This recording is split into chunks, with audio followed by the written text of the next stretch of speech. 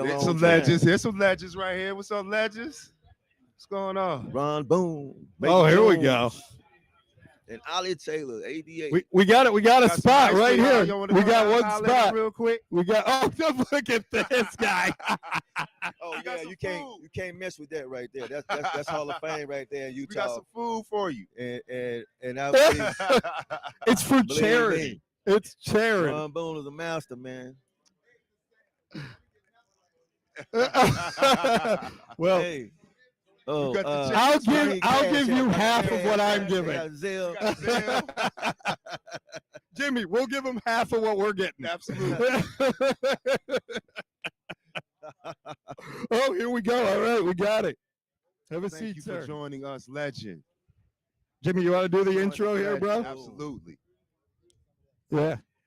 No, here we go. Oh, the golf. He's got the golf shoes. This guy watched me for 3 years in Utah. He could tell you, man. It was some days I was playing, some days I was crazy. But hey, I got the experience though, and by learning to play. Talking about yourself. He's been doing that for about 15 minutes.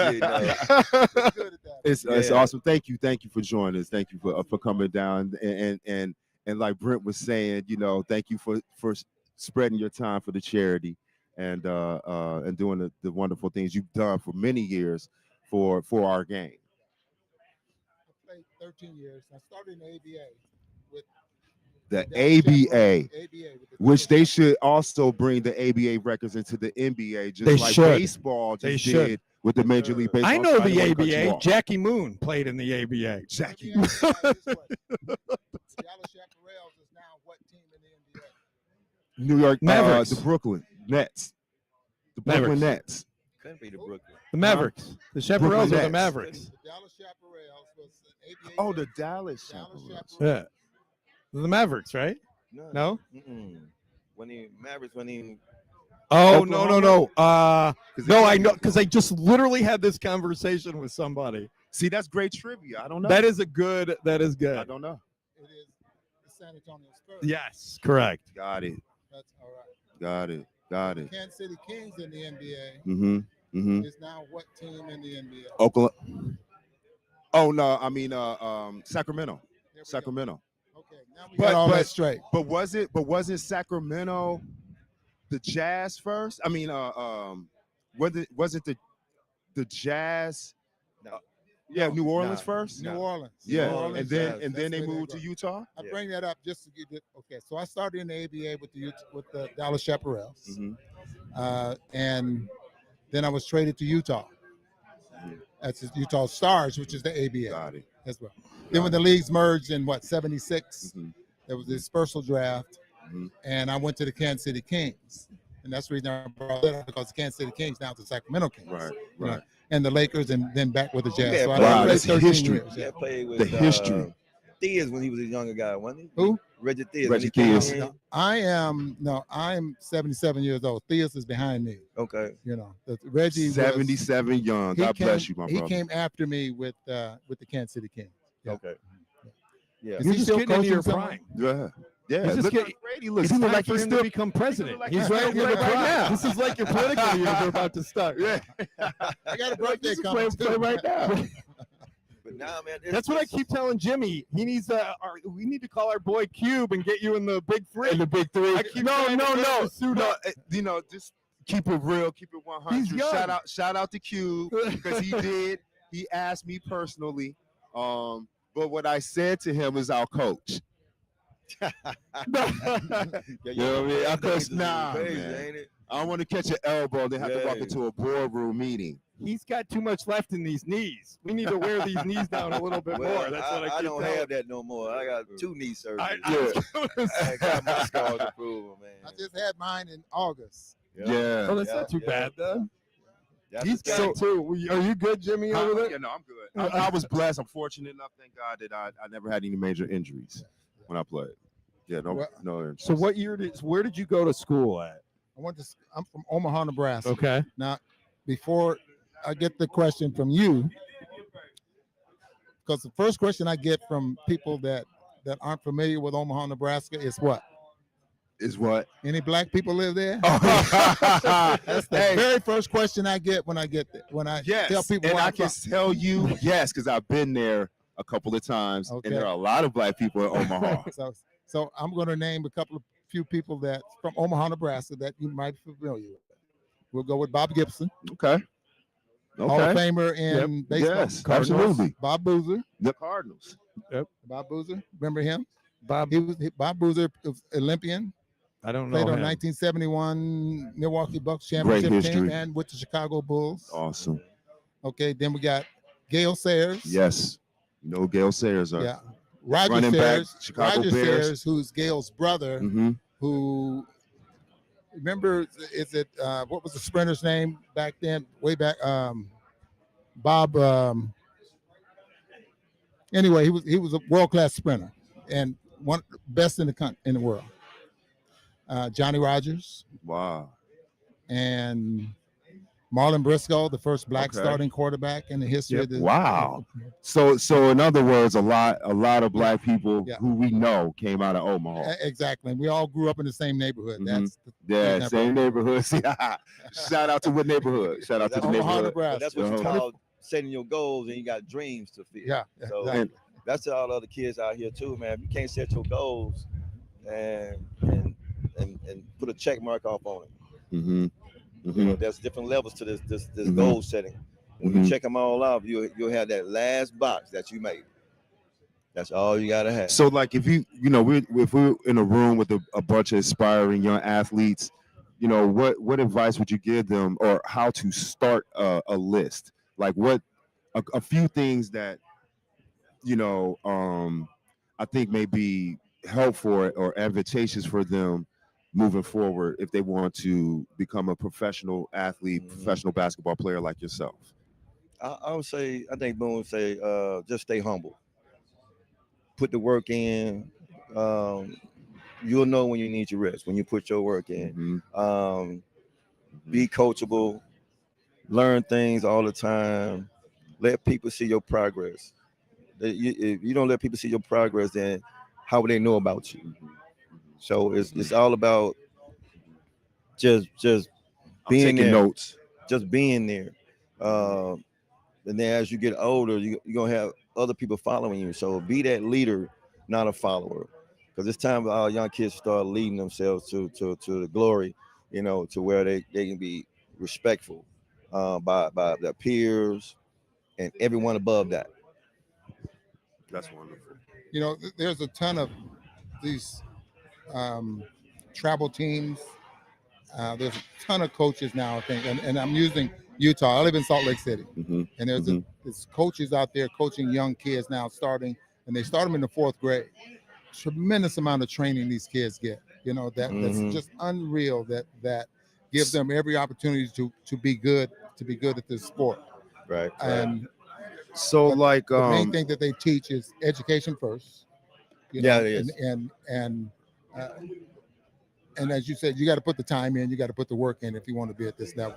I mean, there's only 420 jobs in the NBA. Mm-hmm. Yeah. So you obviously you got to be prepared to do something else. What's your take on like? And I know it's changing, it's always evolving and moving forward, but it seems like our youth development is hampered because of the systems that have been in place that, I think that's why we have kind of like that conundrum, whereas, we see younger players that come from overseas and they come right into the league and dominate, like Luka. We were talking about this the other day. You were saying that the AAU organizations have been diluted. Remember we were talking about Greg Ostertag? Yes. And you said back when we were right. See, remember what I told you? Right, that's why he's laughing. So remember what I told shout out, Greg. No disrespect. Greg. I told this story. We were talking about Bill Walton, right? Which I'd love to get your guys' take on Bill Walton, but we were talking about Bill Walton, and I told him a story of it had to be like 2002. I was watching a Jazz game, and Bill Walton was broadcasting, And Ostertag got like this ball right in front of the net and jumped up about that high off the ground and slammed it down. And Bill Walton proclaims, "That was the greatest dunk ever!" And I'm like, "All right, dude." That's what I'm saying too. Me and Boone watching all this stuff. But I think I do radio and TV for the Jazz now, and I've been doing it for 36 years. There, here we go. Here we go. 36 years. So I've watched Walton play and all this kind of stuff. But from the broadcast side, you got to sell that. And that's what he did. He was selling a dunk that probably wasn't there. Right. That's right.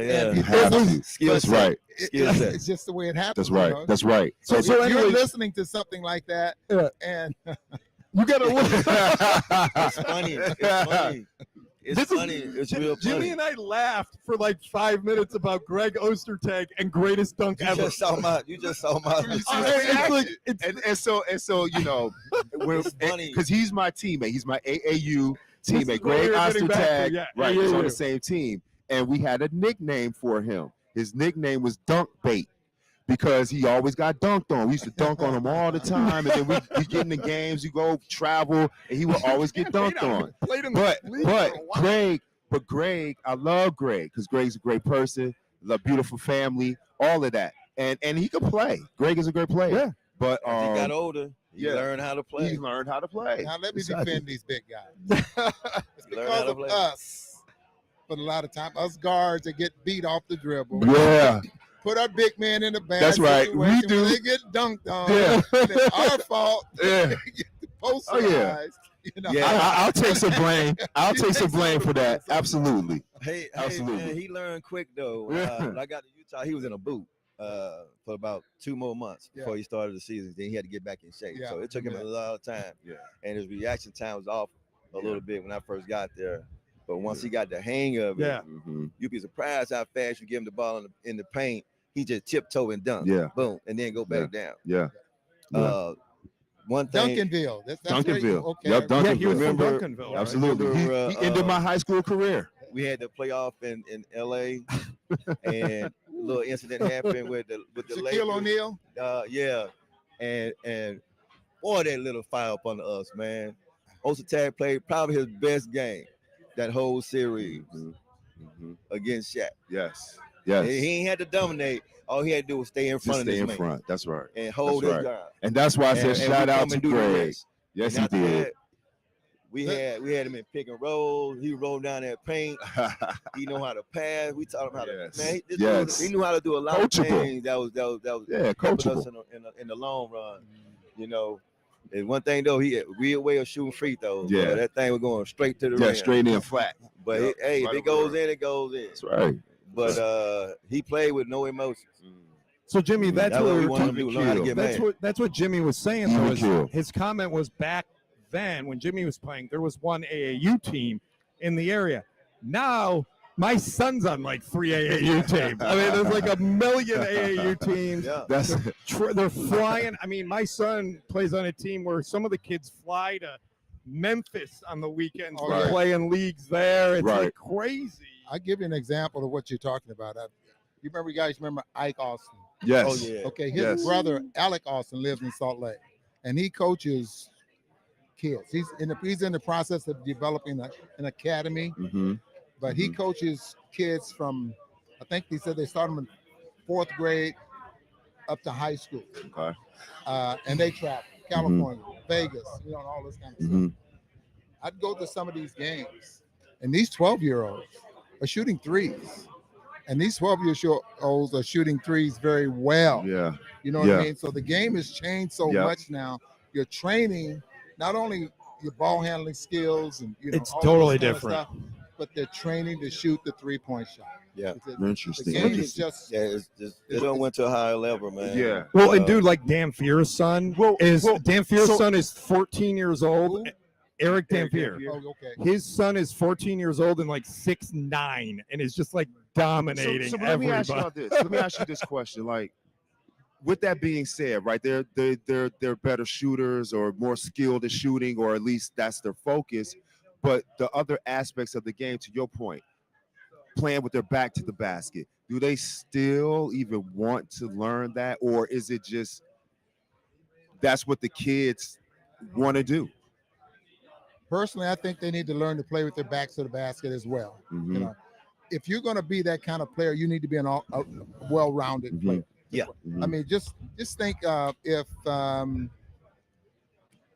Wimmy, look at him. Look at the skill level he has. Oh man, they At knocking 7'4". They knocking mid-range shots down. Yeah. You know, off the dribble. I'm so glad you. This is why I love talking to 3-pointers come later. the knowledge of the game, because that's what I tell kids today. If you really want to learn how to play the game, watch women play, because they're not going to necessarily cheat the game by using their athletic ability. That's right. They get to their spots. They know how to get to spots and Can I get the get back shots. to a point you guys were just talking about the European players that are coming over, right? Yes, sir. Mm-hmm. They're starting to play professional basketball at 13, 14 years old. Yes, sir. That's I mean, right. they're in the pros, and so they're learning. They're like Already. skipping college and skipping high school and play as pro. Professional ranks, and their skill level.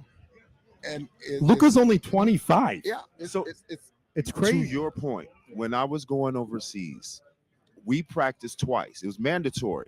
The first practice was with the youth team, with the young kids that were 12 and 13 years old. Then we would have our practice, our normal practice, and that was our day, every day. How could they So even to compete develop- with you guys, though?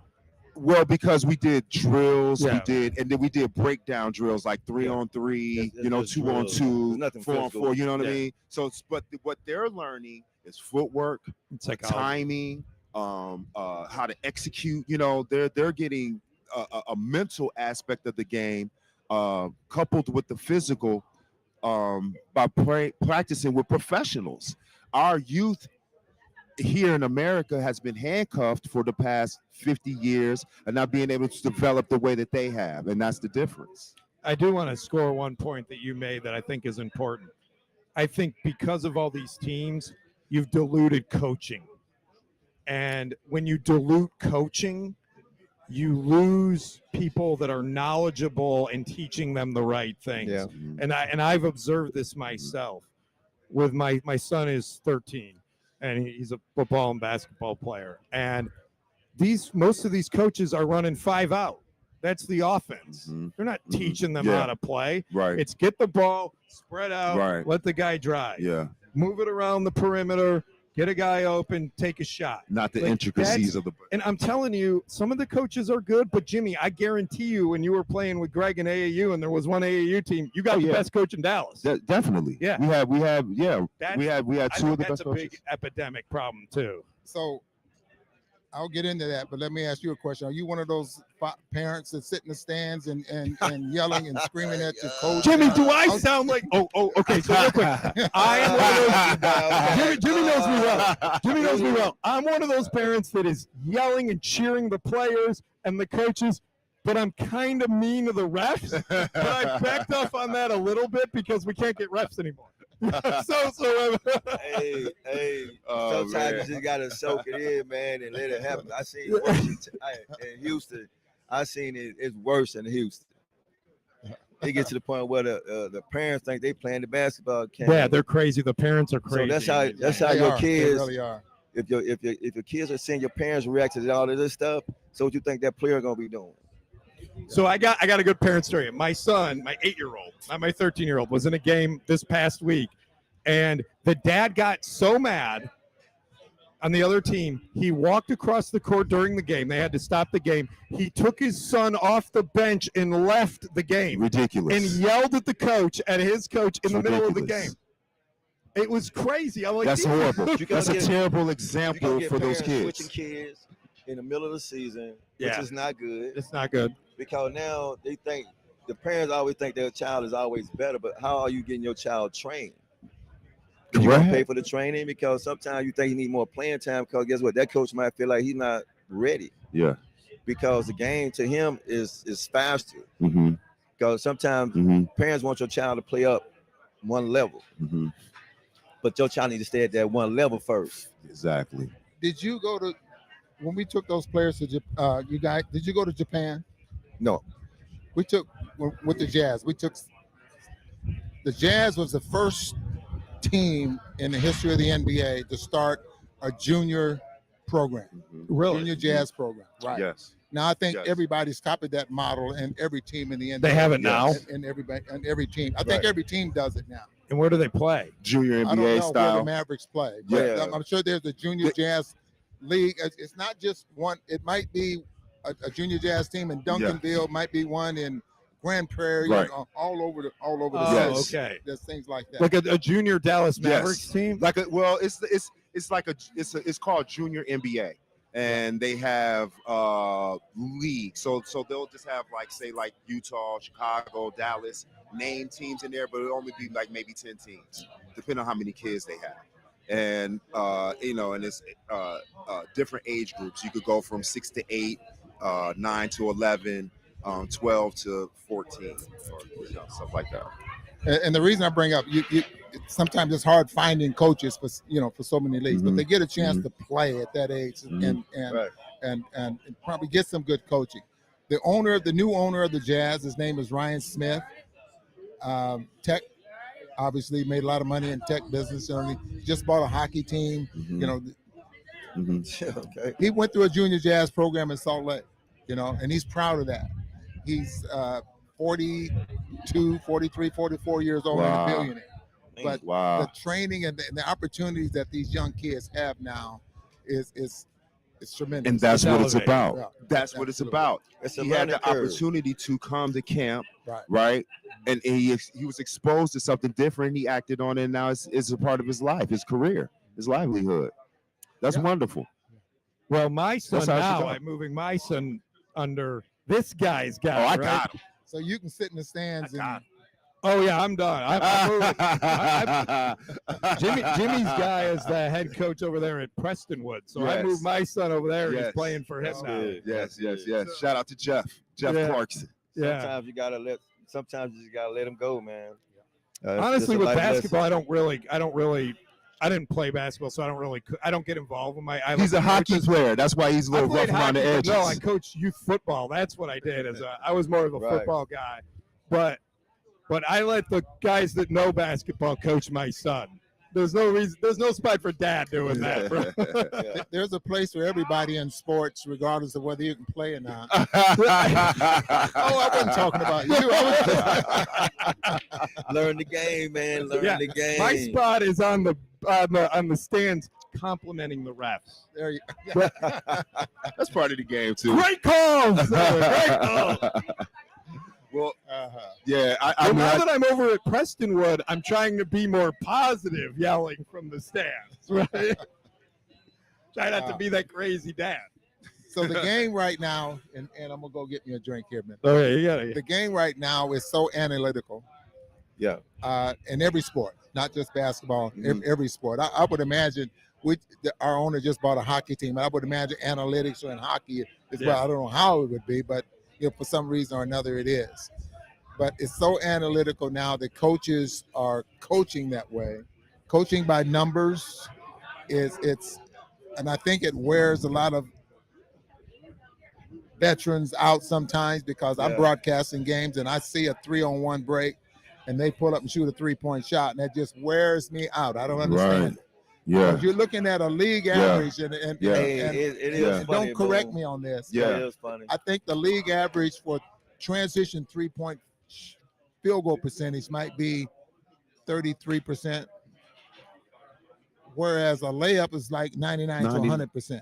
So you're taking a 33% shot to get one more point, and it wears me out sometimes. Right. But that's where the league is going. They don't run.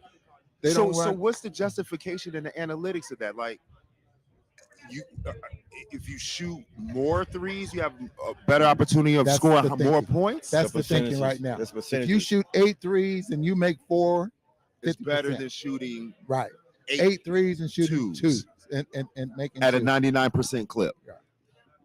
But I don't know. That's upside down. I'll tell to you me. what, the players, they're getting awfully good at it. Yeah. So here's my question to you, you Mavericks fans. Yes. How often, when Lucas pulls up to shoot a 3 that you think is not going in, I always think it's going in. Yeah, true. Yeah, that's true. Start looking at it that way and say, Yes. shoot some more. Right. That's confidence Got in how it. you shoot the ball. That's all about confidence. See the knowledge. You can't get this knowledge anywhere else. That's right. It's all about confidence. When I say Greg Ostertag shoot up from 3, I'm like, that's going in for sure. Jerry Sloan. No, you would never have. He would never have.